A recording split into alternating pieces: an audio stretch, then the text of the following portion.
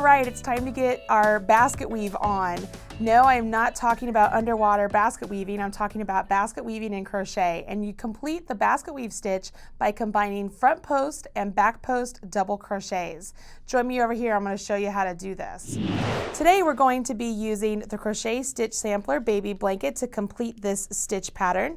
And you can see here on the example that we have a nice variety of raised stitches here that look like they go underneath these horizontal lines and then back up and then underneath the horizontal, and that's what gives us our cool woven effect. Same way if you were to look at it this way, that's the way it looks like it works, right? So you do this by stacking front post double crochets and back post double crochets for several rows, and then for the next several rows you switch those up. So what used to be front post are now back post, and what used to be back post are now front post. If you do that at regular intervals, you get a look like this. This particular stitch pattern will eat up a lot of yarn, so make sure whatever yarn you're using, you do have a good amount of it. It is a wonderful stitch pattern for men as well as women, so once you learn how to master this, you don't have to stop just with this Crochet Stitch Sampler Blanket. You can move on and make yourselves a scarf or a hat or a full baby blanket with this. I've even seen full garments made with the basket weave stitch used in fingering weight yarn, and it's gorgeous. It's so pretty. So let's get started. I'm going to set the blanket aside. I'm going to show you right here. In the pattern itself, we have the in-class block chain amount that we're going to use, as well as written instructions. There is a full chart available for you with the full 20 chains represented down here at the bottom. If you would like to read charts, I'm pleased to say that it's available for you. Today we're going to just refer to the written instructions because it works really well for the demonstration purposes of this video. For the chain 20, I've gone ahead and I've chained 20 stitches and I've worked the first base row. So the first base row reads to skip 3 chains, and that's going to count as the first double crochet. So I went ahead and I marked the top chain of that first, or that turning chain, so the 3 chains. Then it says double crochet in the next chain and in each chain to the end. So I have done that. I've double crocheted all the way to the end of this. So I'm ready for the pattern row 1. What I want to do is I'm going to go ahead, I'm going to chain 2, and whether you chain 2 and turn or turn and chain 2, it doesn't matter. And it says that counts as 1 double crochet. Again, I'm going to use my marker. I'm going to put my marker into that chain stitch that's right below my hook so that I know that that's the end of my row.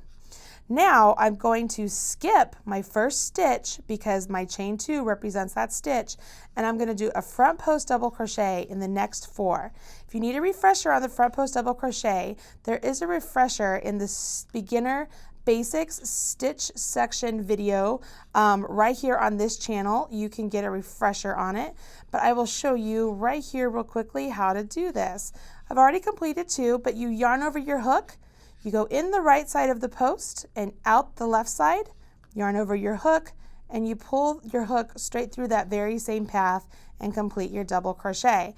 What makes the post stitch, the front post or the back post double crochet, different than the regular double crochet is that the placement is around these post stitches instead of these stitches up here, which makes our double crochet front post or back post actually squattier or shorter than regular double crochets, which is why we only do our chain 2 at the very edge to represent a double. Instead of typically we would do a chain 3. This time we're only going to do a chain 2.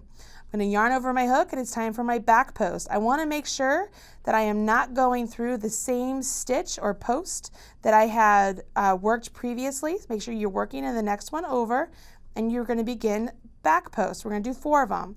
So you yarn over, you come behind your work, stick your hook into the right side of the post, come back out the left side of the post, yarn over, and then bring your hook back through that same path, making sure when your hook comes up, it comes towards you. So that's 2. I'm going to do a couple more. You can see as you get going along, it becomes really rhythmic. You can get this going. You get these nice little ridges. Can you see this ridge? See that horizontal ridge? That's what I was showing you before on the example. That's how you get those ribs. So here we are. We're going back to 4 front post stitches right here. We're going to work those side by side, just right next to each other, not doing anything different. If we were to alternate these, one front post, one back post, one front post, one back post, we'd get a completely different stitch pattern. That would be the crocheted rib pattern. If you need a refresher on that, or you would like to learn how to do that, there is a video available for that right here on this channel as well. See, I've got all the good videos. You don't have to go anywhere else. You can stay right here. It's Marley Bird all the time. Can't get enough. All right, so I'm here. I'm at the very last double crochet. So I've done my 4 back, but I have my marker right here, so I know that that's my actual last stitch. Well, on my last stitch, I don't want to do a post stitch. I want to do just a normal old double crochet. And what that's going to do is it's going to make it have a nice clean edging for me from either side of this, okay? Now, in the pattern, it says you would repeat this row for rows 2, 3, and 4. All right, so let's go ahead and repeat this row. But here's something really cool. You ready? If you didn't want to go back and look at your instructions and you can't remember, okay, do I start with the front post or do I start with the back post? After you chain your chain 2 and turn, first move, oops, I dropped my hook. Move your marker up so that it's underneath the loop that's on your hook, okay? So I move my marker up. Now, what am I looking at? I'm obviously looking at front post stitches, right? And then over here, I'm looking at back post stitches. If you're looking at front post stitches, that is your clue that you have to work front post stitches now. Remember when I said we're going to stack our post stitches? This is exactly what I mean. Don't think about what you did before, because obviously we finished with back post stitches, right? But a back post stitch looks like a front post stitch on the opposite side, and that's what we're running into right now. If you're a knitter, it's the exact same thing as if you were looking at knit stitches, and the reverse side you'd look at purl stitches. We did back post, and now we're looking at front post. So we know without having to look at our pattern that we need to do front post stitches. Can you see how that works and see how they're stacking on each other? Now I'm going to snag my yarn a little bit because it's running out on me. Once again, I'm going to remind you this eats up a lot of yarn. I'm going to do the back. When you come into the back post stitch on the second row, make sure you're actually working into that second row of double crochets. So the post stitch double crochet and not down here.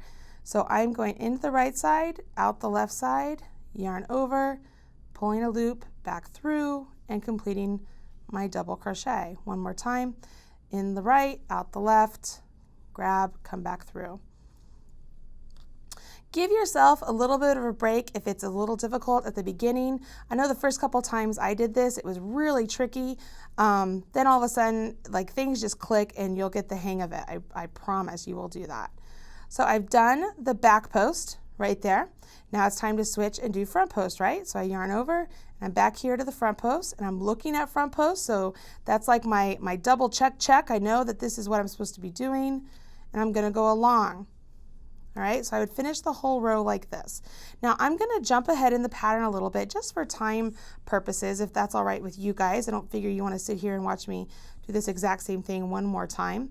But I wanna show you what it looks like when you have to change with the back post to the front post, the front post to the back post. So and I know that that sounds like, you know, tomato, what are you talking about, Marley? I'm gonna tell you. I'm gonna show you. I'm gonna do more than tell you. I'm gonna show you, which is fun. I'm loving this YouTube channel thing. This is just really great being able to show you guys how to do these stitches and you're able to look down at my hands just as I'm able to see what I'm doing.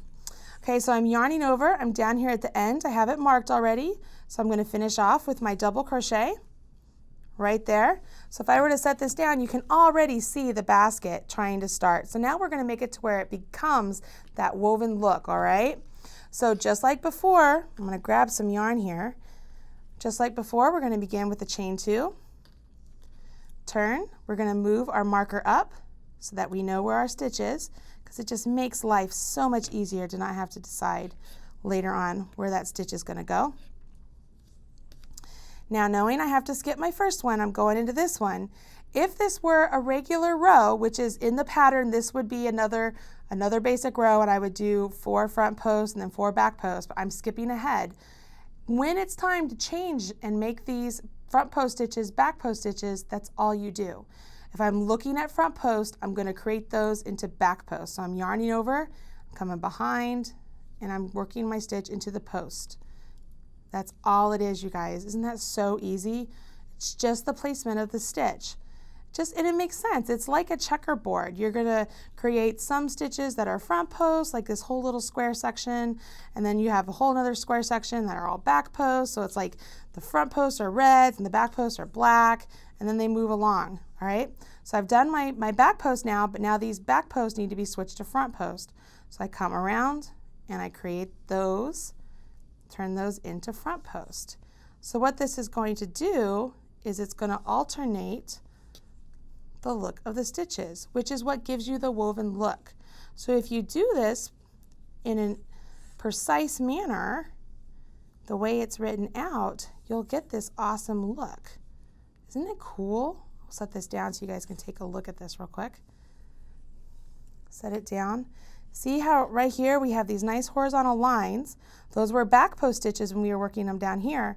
But now that I was changing them up and I'm making them into front post stitches, it begins to look like, oh, I have front post coming up. And then when I change them again to back post, it'll look like those are recessed behind the back post. Can you see how that works? It's kind of really neat. I think this is a fun stitch pattern to learn. I think it's this is very versatile, and so the basket weave square, I mean, this is great for the square of the blanket, but you can use it for all sorts of projects. And now it's a wonderful tool to have in your Crocheter's Toolbox.